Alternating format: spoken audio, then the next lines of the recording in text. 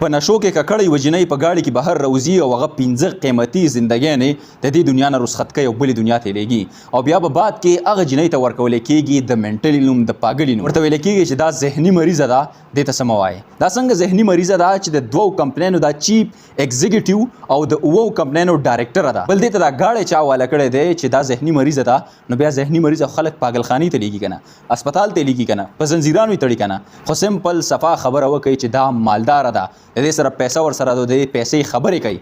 نو د دې په وجه باندې دی 15 چې په دې کې یو لور او یو پلار په لار باندې روان دي او هغه هم په دغه ګاډي اکسیډنټ کې ځان سره مخ سره وړي او د دې دنیا نه هغه تللی دي د پیسو زور دی چې دغه نشئی نتاشا کم څه چې پیسې ور سره د پیسې په نشه کې دا مکمل تور باندې پټه ده هم د پیسې په نشه کې هم د آیسو په نشه کې چې هغه جیل تکل رسول ده نو دا غینه بعد ډاکټرانو هغه ته د پاګلی نوم ورکړي واه ډېر زبردست قانون دی چې هر سړی بیا نشه کوي هر سړی به پاګلي ګاډی به روباسي او سړی به د مخې سره وړي او ورته وایي چې زه خیر دی په هوش کې نه وه نشه کې وه چې بیا هغې ته 24 غنټو نه بعد ډاکټران د پاګلي نوم ورکوي دلته کې ټول پاور ټول زور د پیسې دی چې تا سره پیسې در سره وي نو ته په غر کې هم لارې ایستلی شي او د ټول نه عجیبه خبره دلته دا ده چې د ژوند قیمت دومره کمزوری دی چې اوس د دې د خاندان خلک وایي چې موږ هر یو مړي ته کم کس چې په دې اکسیډنټ کې د دې دنیا نه تللی دی نو هغې ته موږ 50 لکه روپۍ ورکولو ته تیار یو ژوند قیمت په دې ملک کې دا دی چې 50 لکه روپۍ ورکړه نو ته باز یې ته صفا یې او ته داسې یې لکه اوس چې دې دنیا ته راغلی بله رایې راسره کمنټ کې شامل کړئ انشاءالله ملاویږي نو ویډیو کې هغه د مالک اجازت د الله په امان